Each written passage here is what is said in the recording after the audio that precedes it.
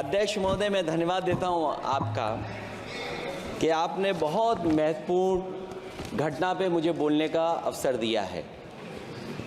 संभल जो इसलिए जाना जाता था कि भाईचारे के साथ वहाँ रहते हैं लोग, वहाँ अभी से नहीं सदियों पुराना भाईचारा हजारों साल से इसी तरह रहते आए हैं।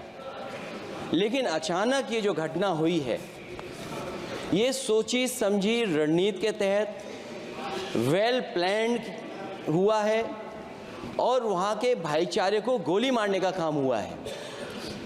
जो घटना हुई है वो सोची समझी साजिश है।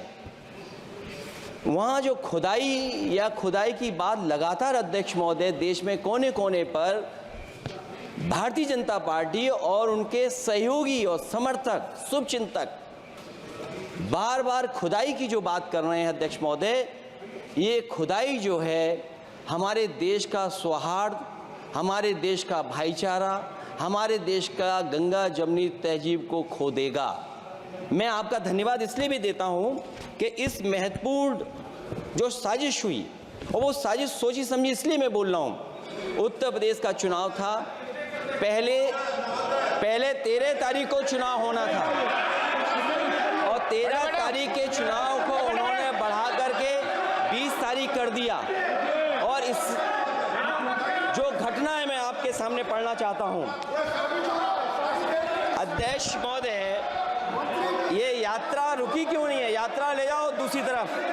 अध्यक्ष महोदय, संभल की शाही जामा मस्जिद के खिलाफ 19/11/2024 को सिविल जज सीनियर डिवीजन छंदौसी संभल में एक याचिका डाली गई। कोर्ट ने दूसरे पक्ष को, अध्यक्ष महोदय सुनिए, ये सुनना चाहिए, हम यूं ही नहीं कहते थे। आप तो संक्षिप्त में बोले। अध्यक्ष महोदय, हम यूं ही नहीं कहते थे कि संविधान ये मानती नहीं सरकार, हम यूं ही नहीं कहते थे कि संविधान नहीं मानती। जब प्लेसेस ऑफ वर्शिप एक्ट है, प्लेसेस ऑफ वर्शिप एक्ट है, हम बनते तो बहुत कुछ हैं। संभल के शाही जामा मस्जिद के खिलाफ 19/11/2024 को सिविल जज सीनियर डिवीजन चंदौसी संभल में एक याचिका डाली गई। कोर्ट ने दूसरे पक्ष को सुने बगैर उसी दिन 19/11/2024 को सर्वे के आदेश दे दिए। ताज्जुब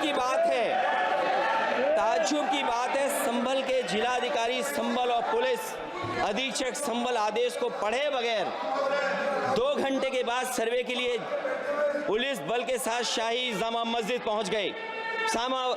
जामा मस्जिद की कमेटी, जनप्रतिनिधि, उलेमा इकराम, सभी अधिवक्ताओं ने सहयोग दिया। जिलाधिकारी संभल और पुलिस अधीक्षक संभल ने 2.5 घंटे सर्वे के बाद कहा, आप सब सर्वे पूरा हो चुका है और अब रिपोर्ट कोर्ट को भेज दी जाएगी। लेकिन दिनांक 22/11/2024 फ्राइडे को जुम्मे की नमाज के लिए लोग नमाज अदा करने के लिए जामा मस्जिद पहुंचे, लेकिन पुलिस प्रशासन ने बैरिकेड लगा दिया ताकि लोग नमाज न पढ़ सकें। उसके बाद भी लोगों ने संयम बरतते हुए नमाज अदा की और किसी प्रकार का विरोध प्रदर्शन नहीं किया। 29/11/2024 को कोर्ट की अगली तारीख तय थी। शाही जामा मस्जिद की कमेटी और मुस्लिम समाज के सभी लोग कोर्ट में केस की पैरवी के लिए तैयारी कर रहे थे, परंतु दिनांक 23/11/2024 की रात पुलिस प्रशासन द्वारा कहा गया 24/11/2024 यानी अगले दिन सुबह को दोबारा सर्वे किया जाएगा। शाही जामा मस्जिद कमेटी और अधिवक्ता ने कहा कि इस सर्वे तो मुकम्मल हो चुका है, अब दूसरे सर्वे की क्या आवश्यकता है? कोर्ट के आदेश का हमने पालन कर दिया। अगर दूसरे सर्वे कराना है तो दोबारा आदेश करवाएं, कोर्ट के आदेश के बाद हम दोबारा सर्वे करा देंगे। लेकिन जिलाधिकारी संभल और पुलिस अधीक्षक संभल ने कोई सुनवाई नहीं की और तानाशाही दिखाते हुए सुबह के वक्त से पहले शाही जामा मस्जिद आ गए। शाही जामा मस्जिद कमेटी और मुस्लिम समाज के लोगों ने फिर भी धैर्य रखा और दोबारा सर्वे के लिए अंदर ले गए। सर्वे के दौरान करीब 1.5 घंटा बाद जब जनता को सूचना मिली तो वो इकट्ठा होना शुरू हो गए। लोगों ने सर्वे का कारण जानना चाहा तो सर्किल ऑफिसर ने उनके साथ गाली गलौज की और लाठीचार्ज करवाकर बुरी तरह जख्मी कर दिया। इसका विरोध करते हुए चंद लोगों ने पत्थर चलाए, जिसके बदले में पुलिस के सिपाही से लेकर के अधिकारियों तक ने अपने सरकारी और प्राइवेट हथियारों से गोलियां चलाईं, जिसका वीडियो रिकॉर्डिंग है, जिसके एवज में दर्जन लोग गोलियों से घायल हो गए हैं। 5 मासूमों जो कि अपने घर से सामान लेने के निकले थे, उनकी मृत्यु हो गई। संभल का माहौल बिगाड़ने में संभल का माहौल बिगाड़ने में याचिका दायर करने वाले लोगों के साथ पुलिस और प्रशासन के लोग जिम्मेदार हैं। इनको निलंबित किया जाना चाहिए और हत्या का मुकदमा चलाया जाना चाहिए, जिससे कि लोगों को इंसाफ मिल सके और आने वाले समय में कोई इस प्रकार की संविधान के खिलाफ और गैर कानूनी घटना को अंजाम न दिया जा सके।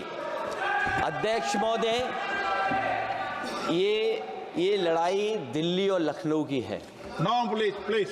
कभी दिल्ली पहुंचे थे जिस रास्ते, वही लखनऊ वाले उसी रास्ते पहुंचना चाहते हैं। उज्जर रमन सिंह जी